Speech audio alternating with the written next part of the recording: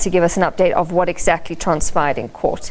Well, Finance Minister Pravin Gordhan has until 5 o'clock this afternoon to make representations to National Director of Public Prosecution Shaun Abrahams relating to his fraud charge. He rejected a similar invitation from Abrahams last week, saying he did not trust the prosecution's chief to give him a fair hearing. Yesterday, the two former SARS officials charged alongside the Finance Minister asked the NPA to review the decision to prosecute them. Opa Magashula and Ivan Pillay worked under Gordhan during his tenure as head of SARS. The three are facing charges related to a retirement package and the extension of a contract granted to Pillay. Well, on to the fees movement now. The Minister of Higher Education, Dr. Nzimande, has reiterated that free education will not be for everyone, but for poor students only. Nzimande was briefing the media on the outcome of his meeting with business leaders that he'd met earlier. He also warned that protesting students not to allow their cause to be hijacked by illegitimate sources. The meeting with business aims to find concrete and practical ways of funding poor students and the missing middle. And we'll have more on this coming up in the later bulletin. Well, staying with the fees protest, Fees Must Fall leader and former Wits University SRC President Mcebo Dlamini has denied any involvement in acts of violence and intimidation. He's also denied being in possession of any dangerous weapons and inciting violence on the university's campus. Dlamini's lawyer read out his affidavit in the Johannesburg Magistrates Court, where he's applying for bail today.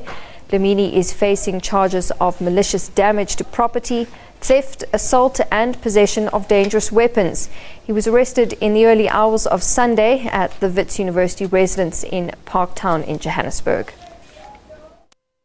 More than anything, I'm happy that it was me who went there than the other students. So as a leader, you always lead by yourself. What's your message to those on the ground still? Well, what can we say? It's a genuine call. We are not condoning violence, but it's a genuine call and it's a noble cause that its time is arrived. Are you guilty? No.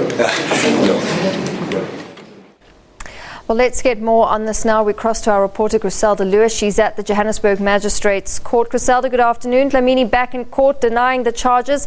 Take us through some more of the outcomes in court today.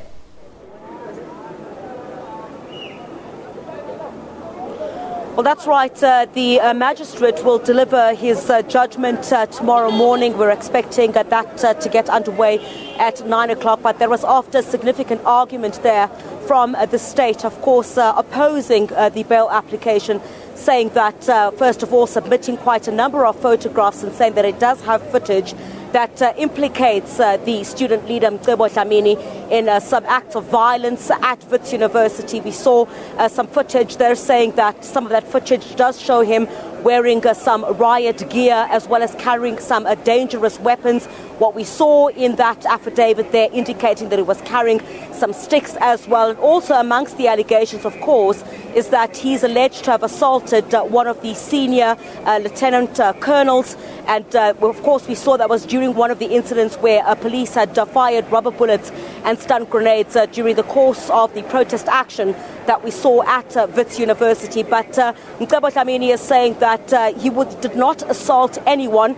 And in fact, he describes himself saying he's not violent at all and denies, of course, that he'd attacked police as the state is trying to point out. So what we're basically seeing here at this point is that the state is trying, by all regards, trying to point or to paint Mcebo Dlamini as one of the student leaders who was violent and is partially responsible for the violence and intimidation that we have at Wits University.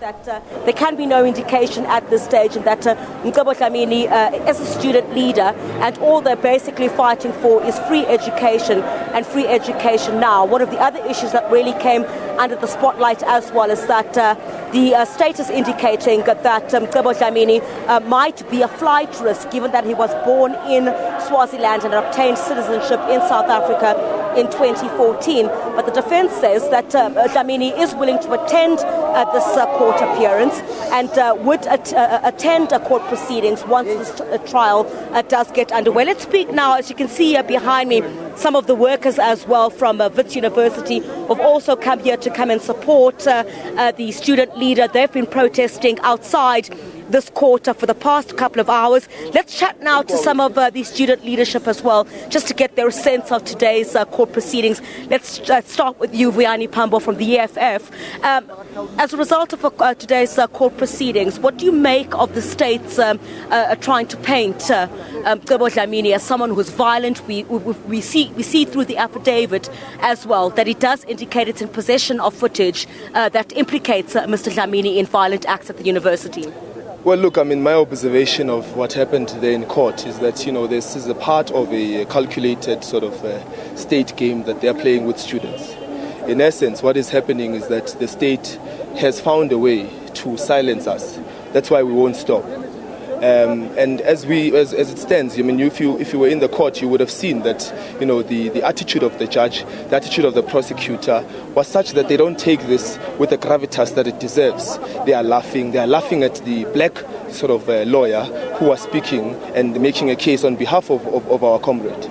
And it's very concerning. I've lost all faith in the police. I've lost all faith in the law. I've lost all faith in the government of the day. How is it possible that when their children are busy crying for free quality decolonized education, not for drugs, crying for education, these parents have left their work in demand for their brother to be released? Simply, as a person was simply asking for free decolonized education. Criminals, thugs, killers, rapists are roaming the streets, but children who are asking for free quality decolonized education today are being chased by police, are being pursued like criminals. It's very concerning. I have lost faith, and I think that we must intensify our protest. There's no turning back here. They have shown us that they have no interest in engaging and in making sure that South Africa has a bright future. As it stands, South Africa has a very bleak future. The attitude of the judge, the attitude of the prosecutor, both being white and both undermining a black lawyer who's making a case for a black student who is asking for black people to get. It's not way. All right, we've lost that connection there. That was our reporter Griselda Lewis live from the Johannesburg Magistrates Court, just interviewing an EFF student leader there. Well, a second University of Pretoria EFF student command leader has been arrested by police this morning. The student, Rasi Taba, had been leading a small and peaceful student gathering when the police nabbed him at